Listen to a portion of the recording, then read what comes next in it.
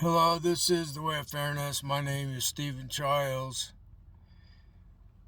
There is this phenomena in the human mind that has been researched by psychologists that we have like a pattern of repeating thought process in our mind,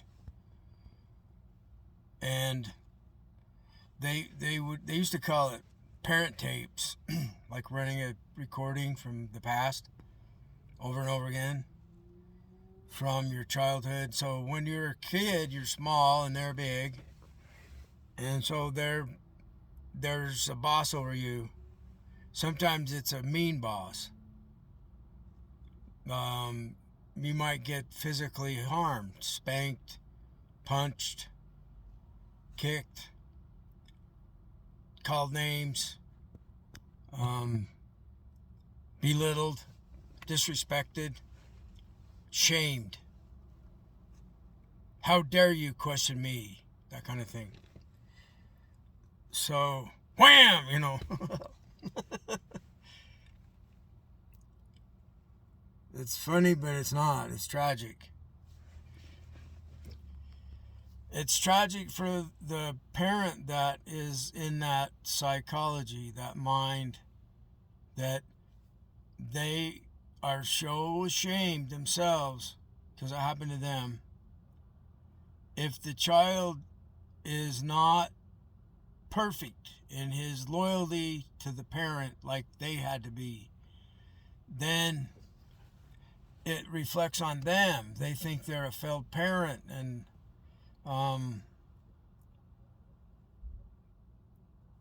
this is all sad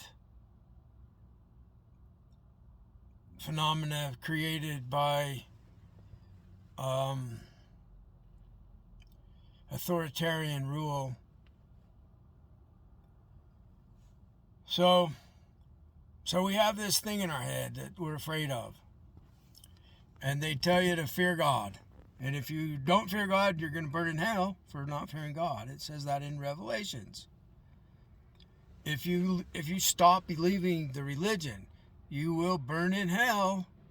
I forget where it says that, several places. Do a search on consequences for not believing in God or in Jesus anymore. It says that you're calling God a liar because you don't believe that Jesus is his son. If you don't you bow your knee to Jesus, everybody has to. Well, we don't even think there is one, you know? And yet they're trying to run the world that we live in. This is our world.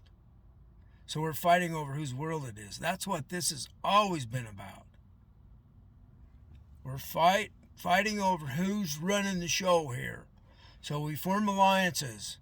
Look at what happens with young kids that are hopeless. They have no future. They join gangs. And that's what they're doing. They're claiming this is our place. We run this place here. So, I want to stay focused on what is it that we're afraid of. You might be, when I was young, I was very afraid of Satan. And so guess what? My whole mind, my spirit friend probably would put this thought in my head. I would cringe every time, and it would put the word. The word wasn't God, the word was Satan. And it would put it in my head again and again all day long, and it was like, I can't stand this. You know?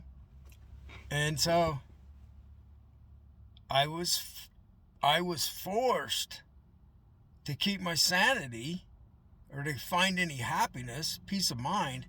I had to come to terms with that, the idea of Satan. There was some kids playing with a Ouija board. I was a kid too. It was like 14. I don't know, something like that. And there was a party, and we were at a girl's house, and they had a Ouija board. And so, see, they wasn't Christian. There were a few families that were not really Christian in the hometown, but very few. Nowadays, the Mormons are a minority compared to the rest of the population. So this has just happened in the last year or so. So then, this thing that we're afraid of might be Satan, it might be God, it might be your uncle, it might be some bully, they're bullying you. So it might be a group of people like a gang. Gangs will shoot you. So they want you to be afraid of them. And so we're in this battle to become courageous and not be afraid and be a hero. We can all be a hero if we can defeat this thing in our head we're afraid of.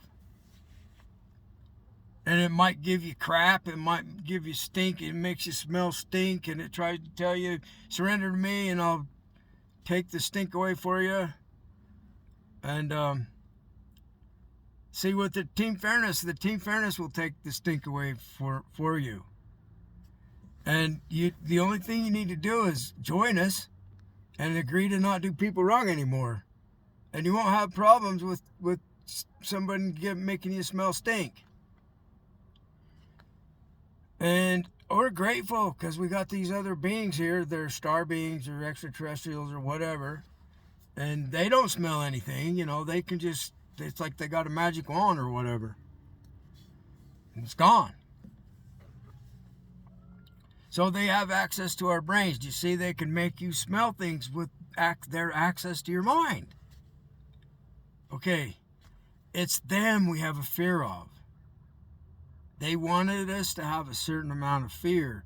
So children will have really scary dreams of monsters in the house, under the stairs. I was so scared I couldn't even scream for help when I was young.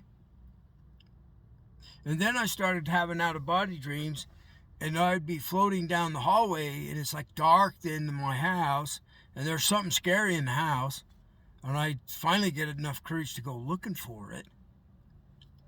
And since then, I've had dreams where I'm teaching my child how to sweep this scary spirit out of the house with the broom. Sweep it out. And I was teaching my son in my dream. So guess what you hear in your real life when you have a dream like that and you're sweeping the scary thing out of your house? It says, don't do that. Don't. It tells you don't do it. And we're doing it anyway. Get out of our house. And so maybe it's the good guys playing like they're a monster to get humans beyond this level of fear that happened within us as a result of evolution. So fear was kept us from getting ate by the bear, and we had to join together and stay close to defeat the bear. And we had to come up with spears and stuff, or the tiger or whatever, depending on where you lived. Lion or jaguar or wolves. They had a joke, where's John at? He went to shit and the hogs got him. Silly things I heard when I was a kid. So people would get killed by wild hogs. And all kinds of things. We'd get bit by snakes and die. And, we lived out in nature. And so we have fear of things that want to eat us. Things that want to kill us and eat us. Monsters. Of some form, So,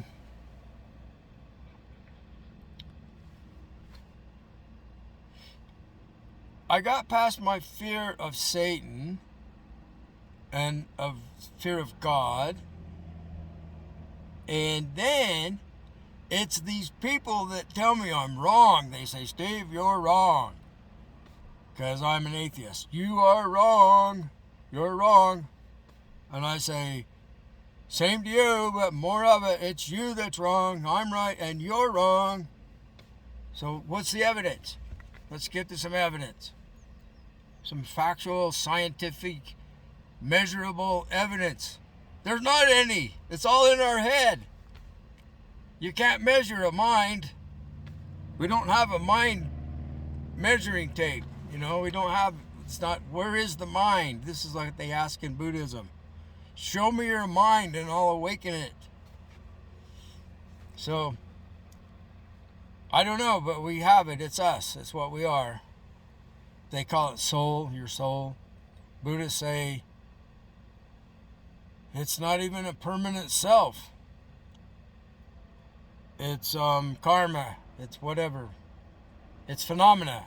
They work like scientifically. Buddha did. It's there's the five senses and the sixth sense, and they talk about there are sentient beings, beings that have a mind that make choices, and there are non-sentient beings. Like a rock is a non-sentient being. It's there, it's existing, but it's existing without mind. So they differentiate and categorize, trying to understand what the problem is. Well, we find out the problem is something's trying to control us with fear. Somebody's trying to be the boss. Somebody stole my lunch money and beat me up and said if I ever do anything about it, I'm going to have more trouble than I can deal with. And if you see me coming, you better run. So that's classic bullying. Maybe you got raped and if you tell, we'll kill your whole family. So there's something that's real that we're afraid of, and it's other humans. Where we live, there's no snake problem, there's no bear problem, there's no lion problem. There's vehicles that can run into us and kill us from a road rage. People too angry. We get killed by people in grocery stores with machine guns. We get killed by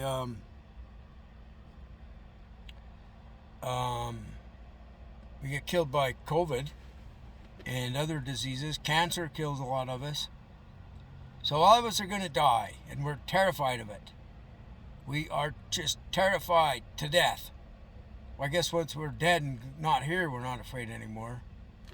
But the worst possible thing that can happen to us, death, it's going to happen. Who designed this? God? Blame God for it, right?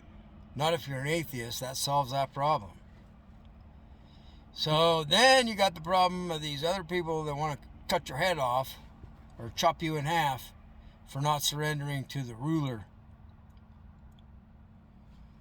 So the ruler was really mean. That before the Jewish religion was formed, they were sacrificing children, adults, goats, calves, sheep, lambs. They were having wars with the other tribes. We want all that ground because there's a lot of goats that live over on that mountain. So let's go to war. Hey, God told us to go to war and get those goats over there and steal them from those people. Those people are animals. They're devils. We're supposed to go slay all those devils. They look a little different than we do. So that's what was happening before the Jewish Bible was written. The Jewish Bible wasn't written that long ago. I thought it was really ancient. No, it's like only 500 BC. That's what I'm hearing. So it was written as a way to unite that people against the other tribes. They were killing each other, back and forth, killing each other. That same thing goes on in Africa. One tribe steals a cow, then they go to war and they got to go and kill some of those guys and take some of their cows. And same thing happened in Europe. The history of European tribes fighting each other is horrible.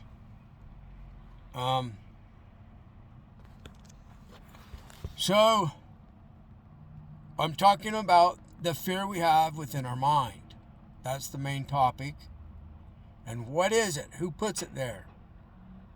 Is it just evolved, or is there some other physical person other than you causing the fear. So when we're having dreams of monsters, we're dreaming, we're being told that in our dream life, that there's something very dangerous to us, a monster. And we're so scared we can't even scream for help. And then later on, as I got a little older, I dreamed that monster was under the stairs at the church. That's where that monster was then. So I came across Carl Jung, and I learned how to interpret my dreams the way he taught. And so I started figuring out all these dreams I'd had since I was a kid. And I learned from Maslow about the self-actualization, the stages of pyramid of hierarchy of needs, and the base levels to survive, and then sex level, and then like your esteem level, your power level in society, and then it goes to higher levels, higher vibration, if you like to call it higher vibration, that's fine. The higher vibration needs are like love, like we care about you, love. That's a wonderful thing that has happened from us evolving, is that. And the lizards have it. They have eggs. They protect their eggs like with love, some kind of love. And the birds have baby chicks that hatch, and they love their baby chicks. They get really mad if some other bird comes and steals one of their babies. They go to war, So, dogs and cats have love and sadness. And so humans are not the only animal that has love. And so that's the next to the highest. The highest is self-actualization. Carl Jung called it individuation. So you break free from all this cultural stuff that was controlling you. And now it's you that's making your own decisions. You're grown up now, and you make your own decisions on what you want to think is true, what you want to look into, what you want to explore, what do you want to do, how are you going to have fun, how are you going to earn money, all that stuff. So we all have a similar experience. So I didn't believe in the Mormon religion anymore, but I drank because I was really messed up. I was tore up from the floor up, if you've ever heard that. Have you ever heard that expression? I have to pause because I was hurt so bad. I made a decision to do anything for me to get free of the abuse. And then, if you study mythology like Joseph Campbell, the hero with 1,000 faces, there's a monomyth. It's a circle, the round of existence. And when you get the boon from going into the realms of reality, where the gods are, and monsters, and you slay the monster mythologically, and you come back to the people with the gift that you got from doing this monomyth. The one myth that we all go through as our life. It's the round of our existence. We're born, and the round is we're born and we die. That's the big circle. And then there's helpers that show up, and we find there are powers, hidden powers. And so that's the realm of spirituality. And so maybe you find out that what you were told in the religion is not exactly what's given you the power, but it might have directed you to the power that's helping you, something out there that's helping you that we can't see. So guess where that's at? Where the beings that we can't see that are out there that can help us, they're in the same place where the monster's at. The place we can't see, the unknown. It's like they used to have they used to have on the maps, they didn't know what was the round, they thought the world was flat, and they put at the edge of the ocean as far as they knew anything about. Here be monsters, the unknown, that's where the monsters are at. So we have a fear of the unknown. It's like going to kindergarten, first grade school, first school class you ever went to. We're afraid of the unknown. We're afraid of those guys. We don't know them. They're not my family. And then we make friends and we think, well, there are people too, you know. And then we join forces with even more people. I met the first bully in my life outside of my family and church that might have been bullies, but they hid it. This guy was obviously being a bully over me because he wanted the blocks in kindergarten. And he took them away from me. And I thought I should fight him. And he's bigger. And so I thought, what should I do? And I walked away. And I went and did something else. And the teacher called me over. I thought, oh no, I'm in trouble. And she was really happy that I was able to do that. So I got some reward from making that choice. I didn't get the reward of winning the guy physically and taking the blocks back, but I found there's other gifts besides those being king of the blocks. I let him be king of the blocks. And so that's where I started on this process that I got to stop these bullies. These bullies that are getting me at church with God threats, and they're telling me the devil's after me. So the devil was a bully, and I found out I don't believe there's a God or a bully. But there's good and evil. It's fairness and unfairness. So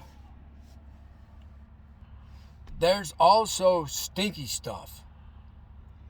And somebody might give you some stinky stuff, and you think it's unfair. And maybe it is, but maybe it isn't. Maybe, you know, I'm like, what did I do?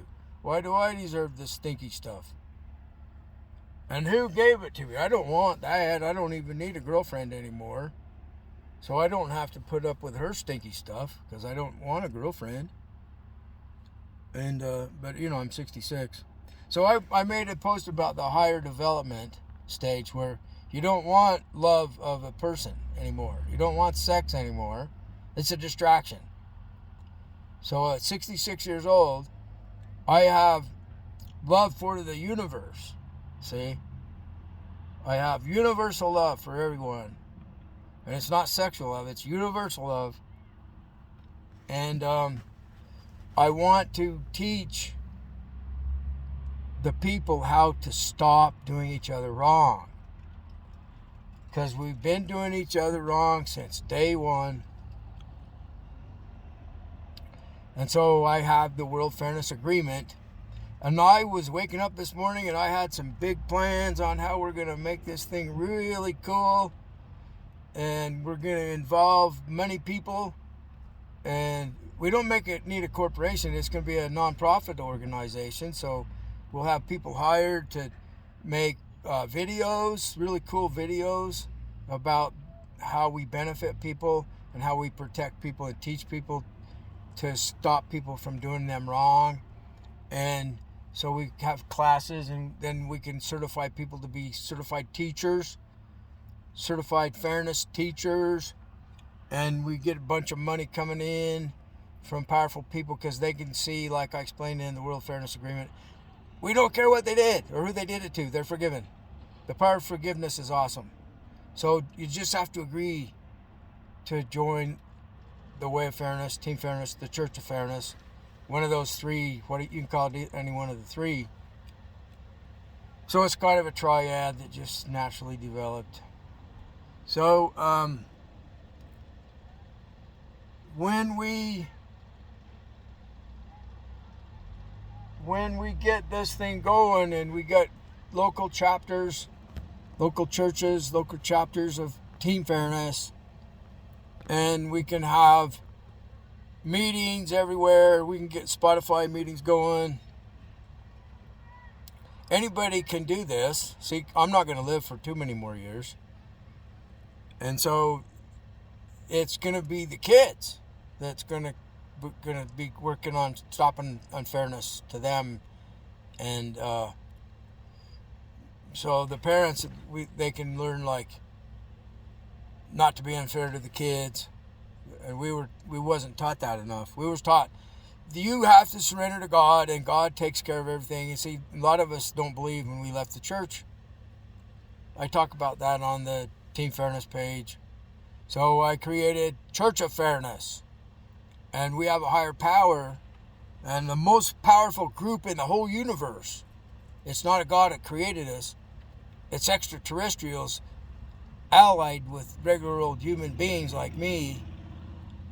And they know what's going on. They know what the people that are trying to control us with badges, with Bibles, with machine guns, with knives, and with clever, we got what you want and you'll have to surrender to us to get it techniques. So there's lots of ways that people try to control others. It's springtime. Love is happening. Love is in the air. And I had to just keep looking the other way yesterday, everywhere I went. Don't look over there. Look the other way. It used to be I would look over there because I wanted to see the girl, right?